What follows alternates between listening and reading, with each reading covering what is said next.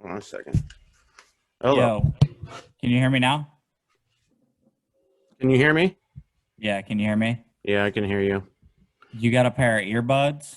You guys Humbug. could, you guys could fucking Lady in the Tramp a pair of earbuds. Yeah, we were gonna have a guest on this week's episode. It was gonna be epic. It was gonna be nuts. I've been hanging out with a lot of local stand-ups, and my guy Chris Proya, a recipient of a recent shout out on one of the episodes, was in studio. He was sitting right here in my bedroom with me in the I studio. seen them. I mean, we were gonna fuck on that bed after we were done recording. But yeah, for the lonely fans. I was gonna break out the bucket. I went and created an email, notmatthale@gmail.com. Oh, that's so great. You got to use it for stuff that would be specifically you. Use this to harass people. Yes. That's a kick in the dick. We got a UFC265 coming up this weekend. I'm jacked about that one. I'm excited. It's going to be good. The Black Beast. Oh my God. He is the best, worst, best heavyweight in the UFC. What's Gon? Does Gon have a nickname? Because I know just the nickname Cyril, yeah. It's half Cyril, what is it? Cyril Eiffel Tower, your bitch. Yeah, Cyril, you know, coffee with a bunch of cream, gone. I don't know. He does have some, let me Google this shit real quick. Coming up in the heavyweights, and this is, you know, why we get Cyril? at Cereal, I think. That's the cereal you eat. That's the good shit. Hey, Cyril gone. That's what my kid told me. Yeah. Motherfucker ate all the cereal. Daddy, Fruit Lip cereal gone. Oh my goodness. According to the Googles, his nickname is Bon Gaiman. I'm Bon? sure I said that wrong. Don't Gaiman. care to learn to say it the right way. Yeah. Stupid nickname. Don't quote me on that. Have a real nickname like the fucking Black Beast, dude. Like when you say the Black Beast, I know what's coming. Right.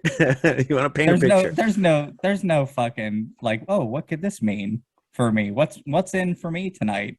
You know. Didn't he beat Ngannou already? Yeah. When Ngannou was real young? Quite possibly. The most anticipated and least exciting fight of all time. Really? Yeah. I didn't watch the entire fight. It happened to pop up in my YouTube feed today. So whatever 30 seconds you saw is pretty much what happened. Really, that's it? Yeah. Bro, I'm pretty jacked about it. There was a card last weekend I didn't know much about. This transvestite, Shelly Kelly. She came to me and she said to me, I know nothing about this. I listened to your podcast. Is that the one where you and your friend talk about UFC? I said, yeah, that's my podcast. She said, no one gives a shit about what you guys have to say. Anthony Malloy, he's been starting all kind of businesses recently. This motherfucker's going full entrepreneur, and he's calling me every goddamn week to tell me about it, which I'm happy as could be. But as an individual in the financial position that I am, you gotta hate somebody who's doing well. Sometimes I have hate in my heart. Yo, congratulations, you're my boy. Suck a dick. He says he's going to invest in me. He says, he wants to eventually, invest in the shirts and the podcast and the, what I'm doing down here with the plants and the nursery and everything. And I told him, don't invest any money in me. You won't get it back. No. You're going to take a hit. I'm going to fuck it up. So probably best. The house in the neighborhood that I showed up in, normally I would have only ever thought I'd go to a house like that for an orgy. Beautiful estate. So big shouts. So like a good orgy. Oh, yes. The ones with transvestites. The type was rich transvestite. On that note, I got told to not work by the safety guy because of your foot. Yeah, because I can't wear a steel-toed boot on a broken foot. Are you on paid? Okay, that's. But I thought to myself, they said, you know, the safety committee's not comfortable with you working here right now. And I says, well, they're not the type of people that are comfortable with anything. That's why they're a safety committee. Right? Yeah. That's like their job. I run into that problem with my kid's mom often. It worked for Bill Burr. Look what he did to Philadelphia.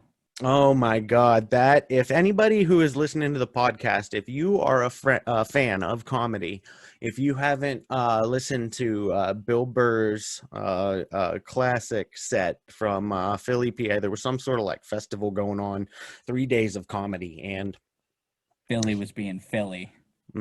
He turned on the audience turned on him first, I would say.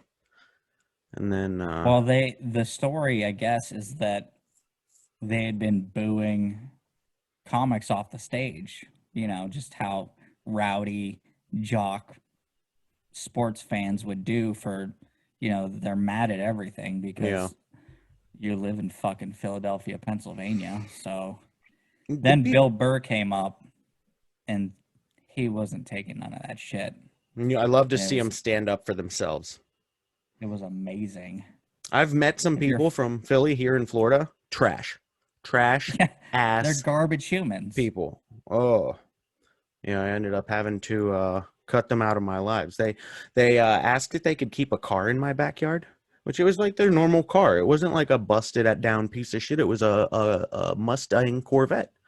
I go, we need to hide this basically behind because I have a privacy fence around my backyard. And it had some real Philadelphia shit going on right now. That's some real Philly shit. So after like a week and a half, I asked them, hey, you know, are you going to be getting this car at some point, or because, you know, whatever. And they lost it. They were heavy drinkers. So in that moment when I, you know, asked them about what's going on, they had a visceral type reaction. This is why stereotypes exist. White trash, balding motherfuckers.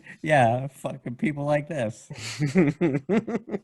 Philadelphia Eagles fans. Fantasy football season's coming up. If you happen to be our one listener from Philadelphia, that's not a fucking raging alcoholic hiding stolen cars.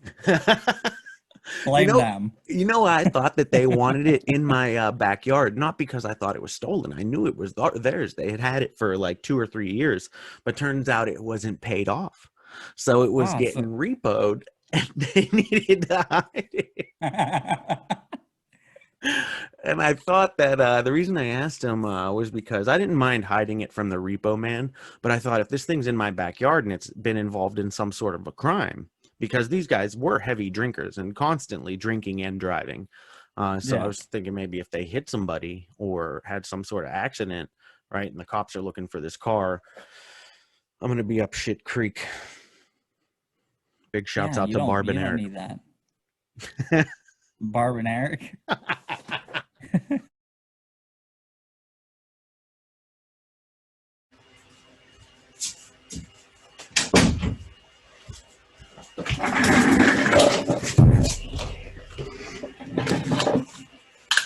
Ain't that about a bitch? That sucks. Dude, did you ever tell him about how what? About how what?